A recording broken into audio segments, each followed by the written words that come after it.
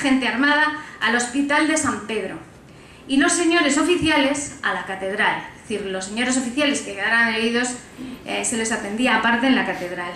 La historia militar española ha querido encontrar, no solo en esta ordenanza, sino en la creación de esta compañía y en los hechos, es decir, la aportación de esta compañía, ha querido encontrar los orígenes de lo que hoy todos conocemos como las damas de sanidad militar, creo que se siguen llamando así o algo así, el cuerpo de sanidad o las damas de sanidad militar. Bien, luego entonces son mujeres que van a combatir en este frente llevando agua, llevando aguardiente, llevando municiones, llevando comida, todo dentro del guión, sin salirse del guión, dentro de su papel. Pero Álvarez de Castro y la documentación de la época van a recoger también que cuando llegó la crisis verdadera, cuando las cosas se pusieron mal, estas mujeres combatieron. Lo que no tenemos todavía, y supongo que algún día llegará, pero todavía no lo tenemos, son los nombres, los apellidos y las caídas en el sitio de Gerona. Bien, desarrollando la resistencia en este frente que decíamos propio de su sexo, sin salirse del guión, vamos a terminar bueno, pues particularizando en otra mujer que estuvo en el sitio de Zaragoza, pero que también colaboró en labores de intendencia en general. Esta mujer se llamaba María Agustín. Ahí, en determinados momentos históricos ha habido un solape de nombres y confusión de personajes con las heroínas de los sitios de Zaragoza. Bien, pues María Agustín era una mujer del pueblo, era una criada, es decir, se dedicaba al servicio doméstico y participó activamente en labores pues, de abastecimiento en general a todos aquellos que estaban combatiendo. La traigo aquí esta tarde porque, que yo sepa, de momento es la única que yo conozca, y seguro que me queda mucho por conocer, la única inválida, la única que quedó inválida, la única herida de guerra como consecuencia de su participación en los sitios de Zaragoza, porque al estar porteando el agua y aquellas cosas que estaba llevando a los combatientes, quedó herida en el cuello, una bala le alcanzó el cuello y le dejó inutilizada toda no solamente esta parte, la parte izquierda del cuello, sino toda la parte izquierda de su cuerpo, desde cintura hacia arriba, el brazo incluido, con lo cual es la primera inválida, es decir, queda inválida, queda incapacitada para el trabajo que por otra parte era lo que le daba de comer. Bien, mujeres entonces en labores de intendencia, del aprovisionamiento a la sanidad, labores propias de su sexo sin salirse del guión. Pero todos sabemos, y es de todos conocido, que las mujeres en la guerra de la independencia van a ir más allá, incluso más allá de los límites de lo políticamente correcto para su sexo. Es decir, en muchos documentos de la época se considera impropio lo que han hecho las mujeres. Como era impropio, había que buscarle una explicación al comportamiento de las mujeres en la guerra, al comportamiento heroico de las mujeres y valeroso de las mujeres en la guerra. Hay testimonios de contemporáneos, de hombres que vivieron la guerra y que las conocieron, testimonios de contemporáneos, por tanto, ¿no?, que apuntan un rasgo de su perfil, del perfil de aquellas mujeres, un rasgo que no era el valor, que sí, pero un rasgo. Pero es que luego, en el siglo XIX, la historiografía y personajes como don Emilio Castelar o el historiador de la Guerra de la Independencia, don José Gómez de Arteche, e incluso a principios del XX, van a volver a destacar el mismo rasgo de todas aquellas mujeres que han sido calificadas como heroínas de la Guerra de la Independencia. Su masculinidad, su aire masculino, es decir, había que explicar aquello.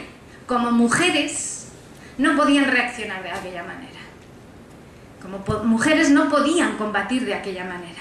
En algún momento tendrían que, en fin, era el sexo débil, era el bello sexo, ¿no? Y todos ellos van a destacar o su masculinidad, o lo que es lo mismo, su aire varonil. Les estoy citando, por resumirlo muy rápido, les estoy citando textualmente. Especialmente este rasgo se va a aplicar a las mujeres, a las heroínas de Zaragoza, a las mujeres que combatieron, por una parte en el 2 de mayo, pero por otra parte mucho más en Zaragoza. La masculinidad. Entre las mujeres que van a combatir, es decir, que van a utilizar armas, que se van a implicar en el combate o que van a dar fuego a cañón.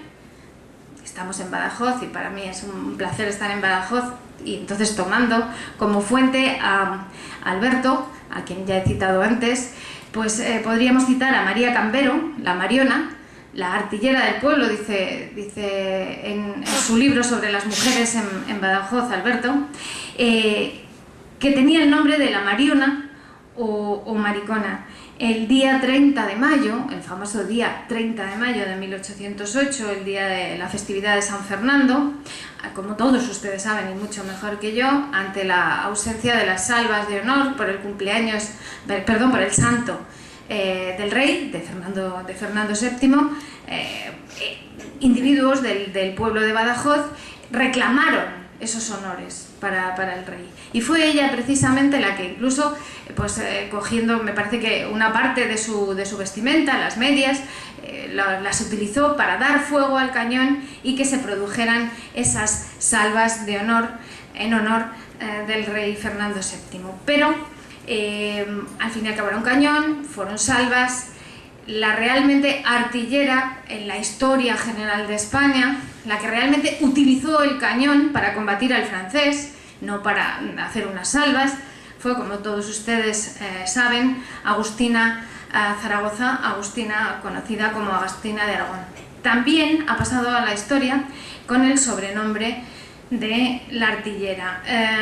En el primer sitio de Zaragoza, que tuvo lugar desde el 1 de junio hasta el 14 de agosto del año 1808, hubo algunos días que el ataque a la ciudad de Zaragoza duró más de 26 horas ininterrumpidamente.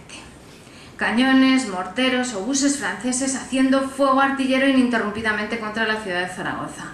Y lanzaron más de 1.400 proyectiles.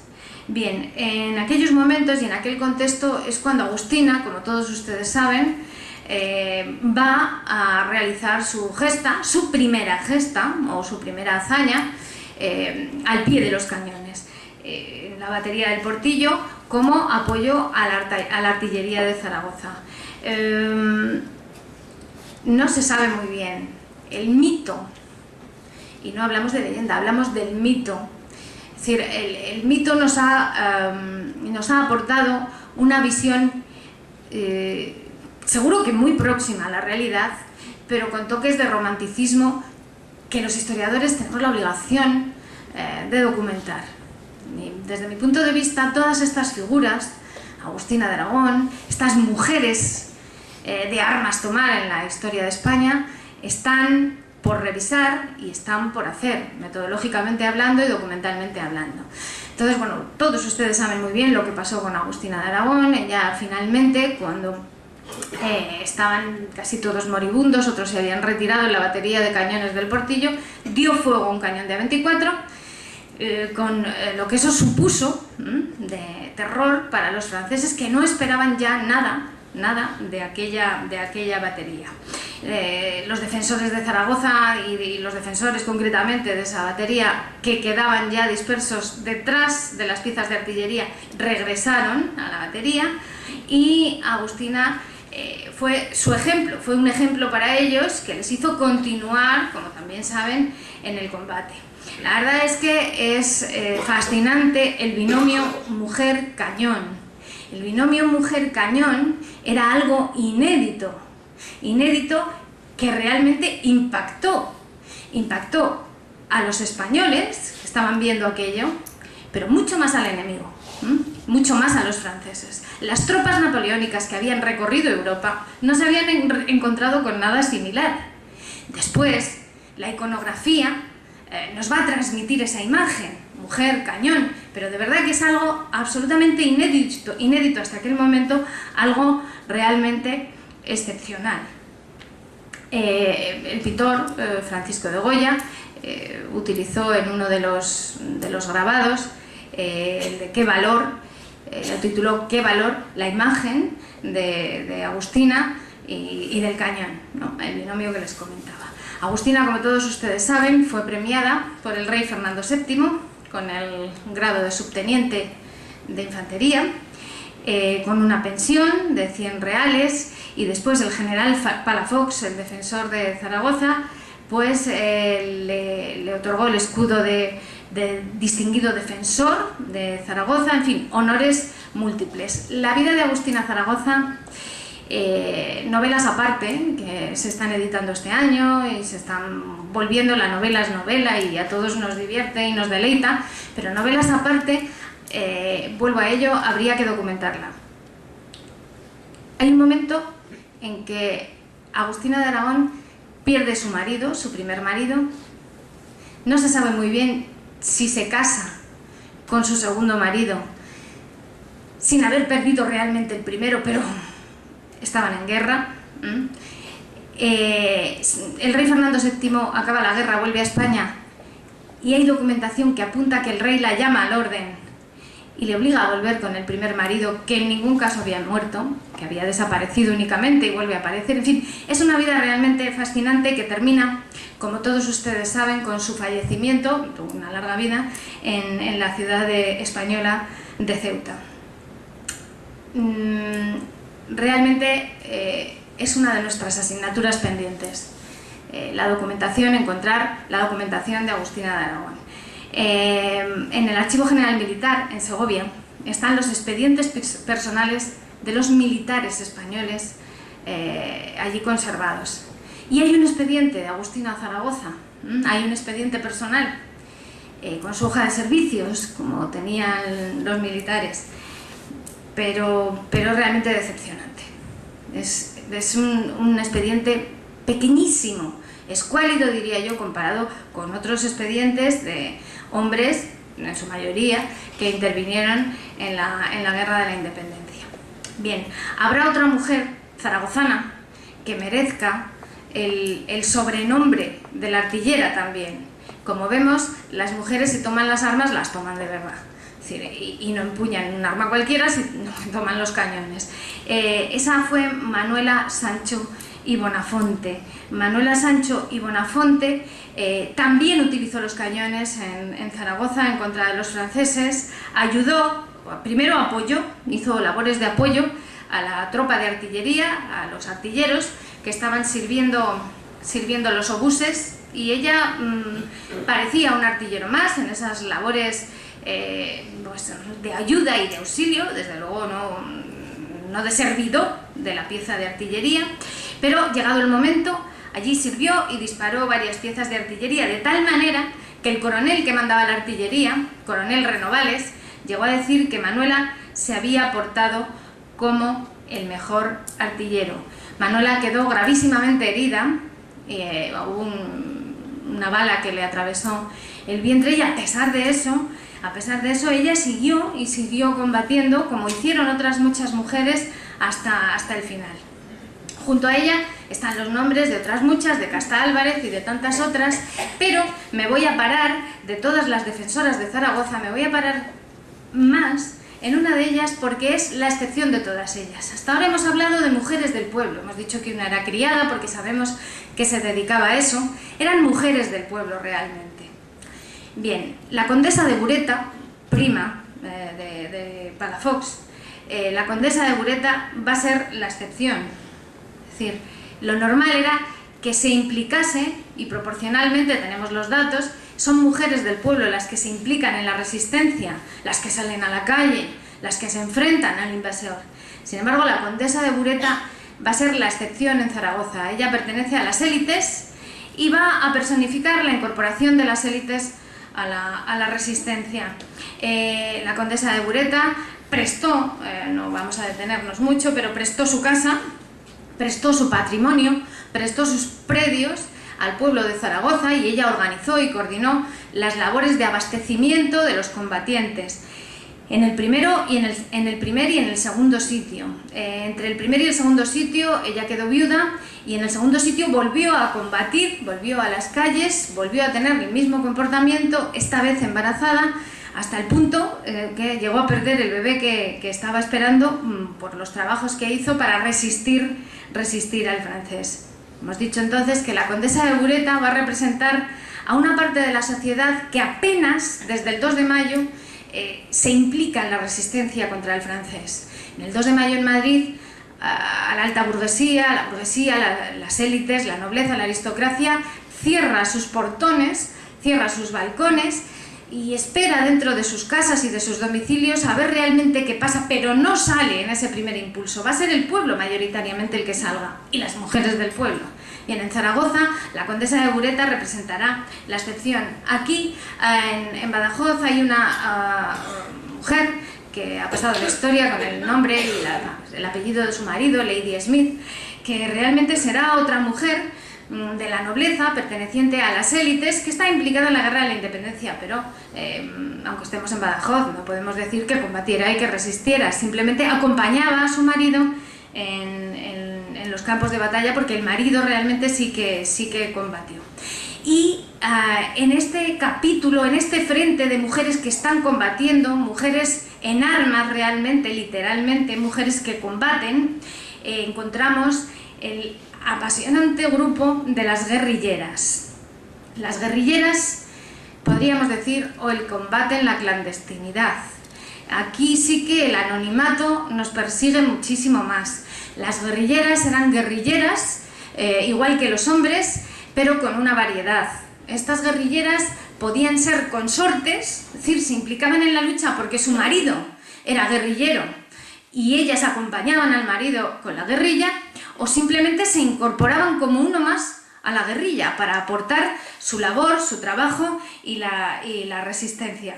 Las guerrilleras es otra asignatura pendiente en esta investigación sobre las mujeres en la guerra de la independencia. Tenemos datos muy puntuales. Yo creo que está por hacer todo el trabajo de campo en los archivos municipales, desde el más grande hasta el más pequeño, buscar hasta el último documento de la época, porque tienen que salir cosas como las que han salido en la provincia de Málaga.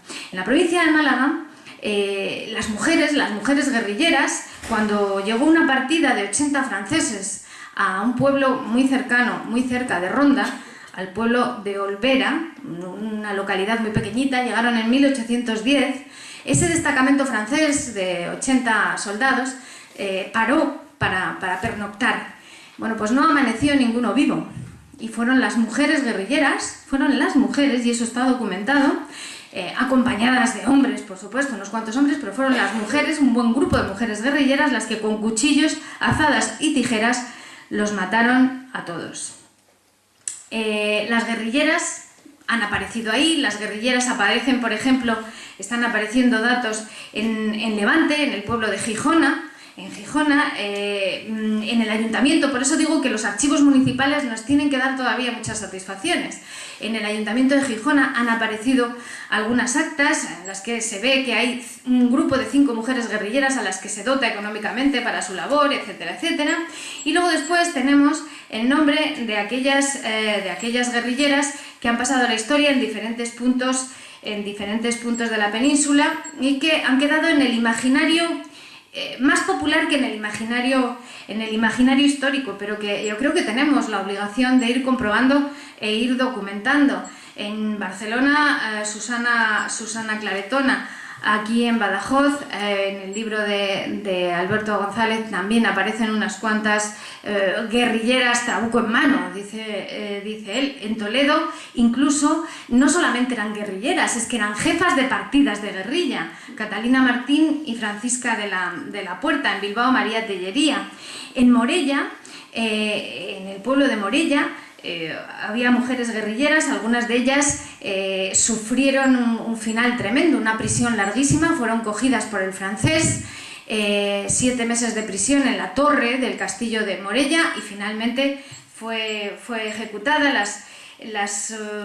Realmente las guerrilleras, si eran atrapadas, lo veremos ahora en un momento, tenían un tristísimo final. Y el problema que tenemos para documentarlas es el problema que se ha tenido en general para la guerrilla. Uno de los máximos especialistas en este país en la guerrilla es el teniente general Casinello, bueno, con quien coincido muchas veces en el archivo y hablamos en ocasiones. Y claro, documentar la guerrilla es muy difícil. Los grandes guerrilleros que han pasado a la historia tienen ya, como todos ustedes sabrán, hasta centros de interpretación en sus pueblos natales. Pero es muy difícil. Si el ejército regular es difícil de documentar en la guerra de la independencia, imagínense la guerrilla, pues imagínense las mujeres guerrilleras. Pero a mí me gustaría llegar a otras armas de combate, porque se me está acabando el tiempo, entre otras cosas.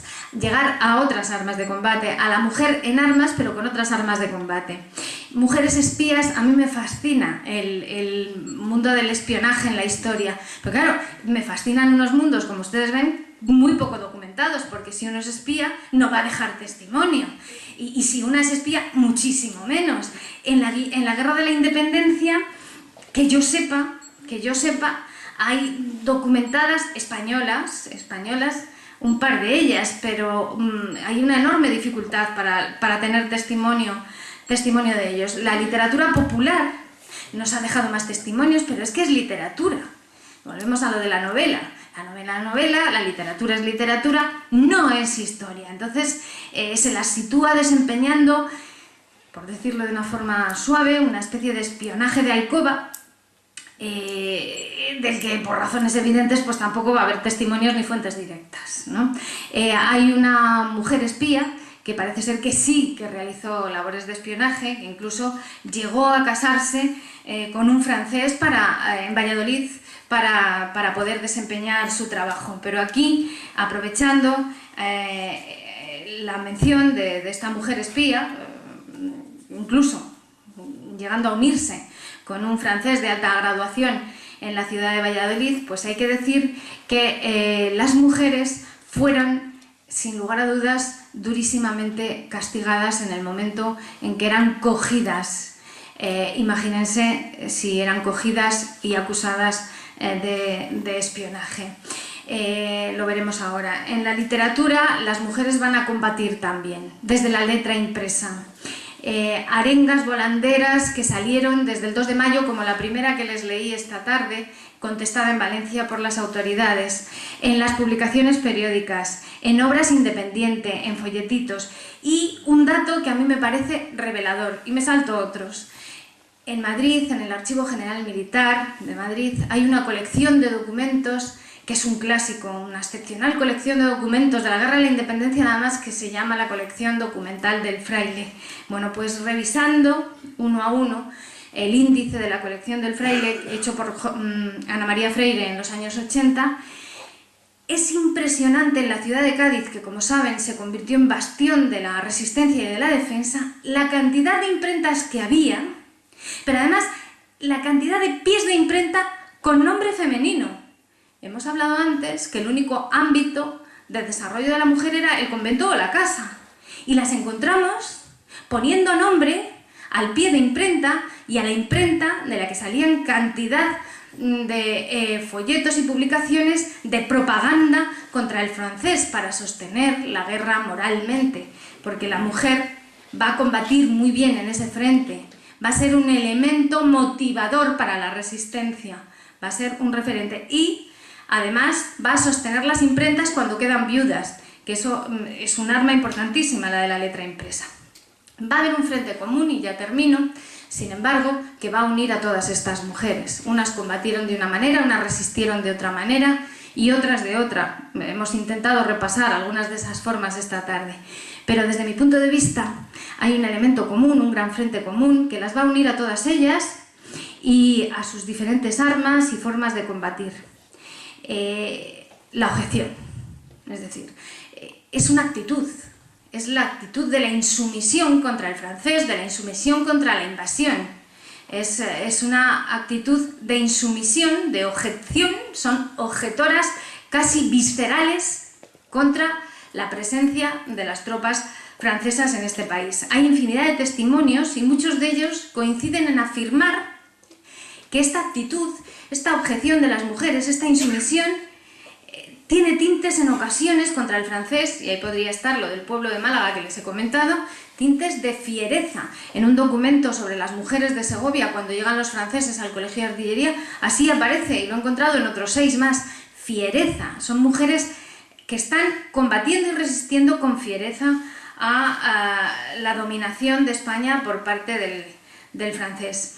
Hay un aspecto que no quiero olvidar y con él termino. Las mujeres en guerra, en el momento en que son apresadas, van a tener un castigo desproporcionado, es decir, van a tener un castigo, sobre todo las mujeres que se unieron al francés. Las mujeres que van a ser acusadas de traición van a tener un castigo desproporcionado, van a pagar con su vida. Y las mujeres guerrilleras, que van a ser apresadas por las tropas francesas, esas mujeres del pueblo que van a estar por las sierras, por los caminos, asaltando, esas mujeres también van a tener un castigo especialmente duro, más que los hombres. Hay un testimonio precioso que dice que se cogió a toda una partida de guerrilleros, a los hombres se les llevó a la plaza del pueblo, y luego después a cada uno de ellos, en proporción a lo que les parecía que se habían resistido, les pusieron el castigo, pero las mujeres, todas ellas, fueron vejadas, torturadas. Antes de morir, públicamente se les amputaron los pechos en muchas ocasiones y finalmente, después de esa tortura y esa humillación pública, se les dio muerte. Es decir, todas ellas pagaron después de la tortura, pagaron con su vida. Bien, hemos repasado esta tarde cómo desde determinados frentes, y nos hemos dejado muchos en el tintero, se suman las mujeres a la reacción, a la resistencia activa en la Guerra de la Independencia. No hemos olvidado el papel que ocupaban a finales del siglo XVIII, pero sin corsés geográficos ni territoriales. Hemos intentado evocar esta tarde los diferentes frentes para desembocar en un frente común que es una actitud. Y es una actitud, y ahora sí, que no tiene sexos. Esta que acabo de comentar, la de la insumisión, la de la objeción en contra de la invasión, la de la objeción en contra del francés. En la Guerra de la Independencia, el gran frente de la objeción ocupó, sin duda alguna, todo el territorio nacional. Fue un posicionamiento popular generalizado, sin sexos.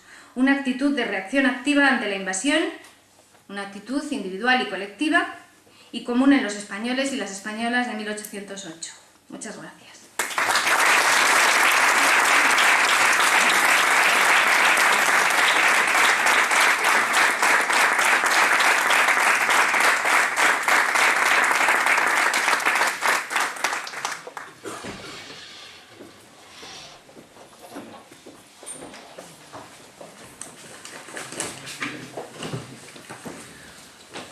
Bueno, muchas gracias, María Dolores, por esta extraordinaria conferencia que nos has dado.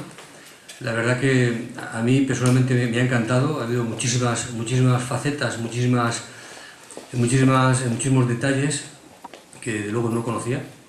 Y la verdad es que la Guerra de Independencia es una cosa que me gusta. El rigor, la profesionalidad con que has tratado los temas, la profundidad. Y lo bien que has descrito lo que es un pueblo en armas, como es el pueblo español, el pueblo, como tú has dicho, indomable, y dentro de ese pueblo, pues lógicamente, parte de ello, una parte muy importante son las mujeres. Yo la verdad que tengo la suerte, y digo suerte, de tener 50 mujeres bajo mis órdenes. Tengo desde oficiales hasta artilleras, y doy fe que son unas excelentes funcionarias. Y ahora vamos a abrir, si ustedes están interesados en tienen alguna inquietud, alguna pregunta, pues vamos a empezar un coloquio y yo haré de moderador. Entonces, vamos a empezar. Por favor, sí. Sí, en relación con la biografía de Agustina Zaragoza, me gustaría saber, con respecto a las fuentes documentales que usted ha manejado, una serie de cuestiones que no veo claras. Quizás a lo mejor no le vengan también en las propias fuentes, en los documentos y en los archivos que ha manejado. Por un lado, en el momento del estallido del conflicto de la Guerra de Independencia, ella era, si no me equivoco, esposa de un artillero. Entonces, en el momento del estallido del conflicto y de la invasión, ella se encontraba en Barcelona. ¿Por qué motivo? Porque ella luego no la acompañó el marido a Zaragoza. ¿Por qué motivo se encontraba ella? Aparece en el frente, en el escenario de Zaragoza durante el primer sitio. Eso por una parte. Luego, otra cuestión. Una vez finalizado el segundo sitio, ella es cogida presa y en una cuerda de presos va camino de Francia y en la localidad navarra de Puente la Reina se libera. ¿Cómo se produce esa liberación? Porque es que no he logrado